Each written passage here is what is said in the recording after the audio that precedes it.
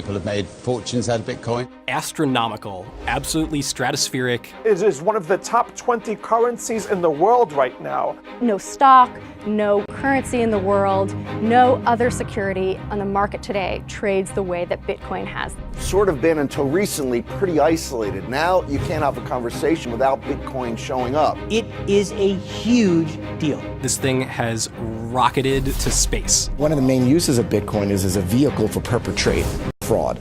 I'm seeing predictions for Bitcoin in 2018 from anywhere from $40,000 to $500,000 and above. It's like nothing we've ever seen before. There's still a huge question is, does this thing have a future?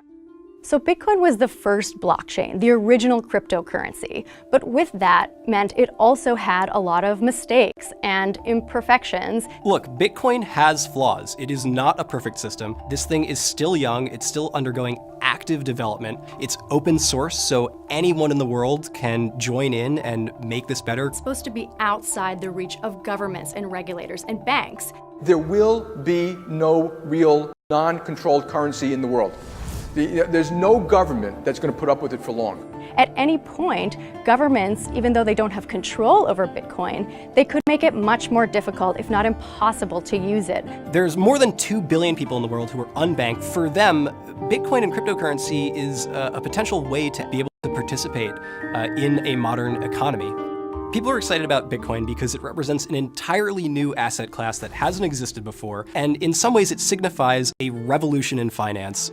So for Bitcoin to actually go mainstream, it has to have so much technological improvement and development that it just currently does not have. So there's a big question as to whether Bitcoin will actually be able to scale and become the universal currency that so many of its believers hope it will be. Even if Bitcoin doesn't break out as a means of payment, it still has a lot of potential simply as a sort of commodity like gold. 2018 is going to be the year where we're going to see a lot of Wall Street, big banks, hedge funds, and institutions come into Bitcoin and blockchain in a way that we have not seen before.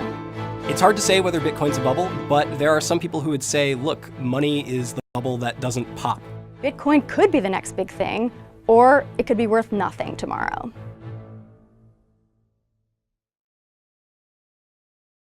We hear people talk about Bitcoin mining or cryptocurrency mining, but what does that mean exactly? Cryptocurrency is mined by solving complex puzzles. What's needed to keep the network up and running is a distributed set of machines that are trying to verify and compile all of the transactions for a particular cryptocurrency into one list called a block. The first person to solve this complex math problem is recognized as a winner, and then they get paid Bitcoins. At the beginning, it was lots of Bitcoins. Today, it's about 12 Bitcoins, and that happens every 10 minutes. There's only a finite number of Bitcoins that will ever be created, and that number is 21 million. Because there's a set supply and a diminishing return on payouts over time, people expect this asset to appreciate in value. That incentivizes people to mine. So you might be hearing about mining and thinking, hey, I can make some money this way. And technically that's true. In the case of Bitcoin, in the early days, people were using their laptop computers at home. They'd run the program to solve the math problems and anyone could win it.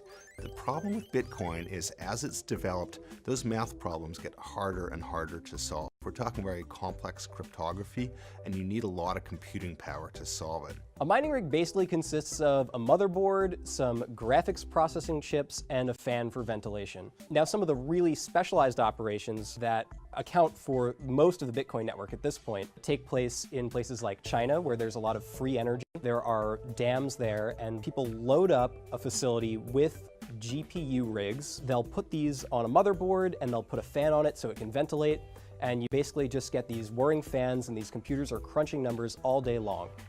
Mining today has got a couple problems in the case of Bitcoin. One, it's too hard for the average user to do.